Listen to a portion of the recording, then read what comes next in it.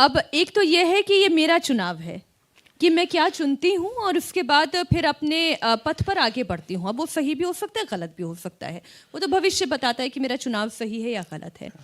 और एक ये है कि अपने आप ही परिस्थितियाँ ऐसी बनती हैं कि मैं सही विकल्प ही चुन रही हूँ, जिसे जो आध्यात्म की भाषा में कहते हैं कि आपका प्रारब्ध क्या है।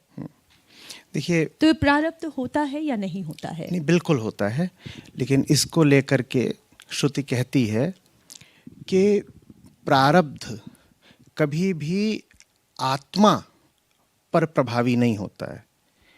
प्रारब्ध का असर तन और मन तक ही सीमित रहता है। तो एक उदाहरण दिया जाता है कि ये बिल्कुल ठीक है कि तीर अगर छूट गया है तो वो जा करके अब निशाने पर लगेगा, उसको रोका नहीं जा सकता प्रारब्ध को लेकर के। तो तीर छूट गया, वो जाके निशाने पर लगेगा। तो क्या इसका अर्थ ये है कि जिसको अब लगना है वो कुछ नहीं कर सकता? तो एक बड़ा विचित्र सा इसमें स्थिति पैदा की जाती है। आप सुनेंगे, आपको थोड़ी अटपटी लगेगी। कहा जाता है कि जिसकी तरफ तीर जा रहा है, अगर वो पहले ही मर चुका है तो अब तीर क्या करेगा?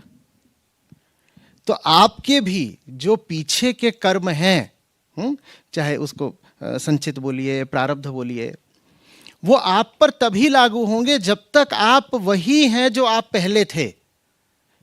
आप अगर बदल जाएं तो आप पीछे जो कुछ भी करके आए हैं अब आप उसके भोक्ता नहीं रहे, क्योंकि अब आपने अपने आप को पीछे के कर्मों का कर्ता मानने से भी ईमानदारी से इनकार कर दिया है। कर्म फल का भोक्ता मात्र वो हो सकता है जो सर्वप्रथम कर्म का अपने आप को कर्ता मानता रहे। जिस क्षण कर्तृत्व का लोप हो जाता है, उस क्षण कर्म फल को भोगने से, चाहे प्रारब्ध हो कुछ हो, उस क्षण कर्म फल को भोगने से भी आप मुक्त हो जाते हैं।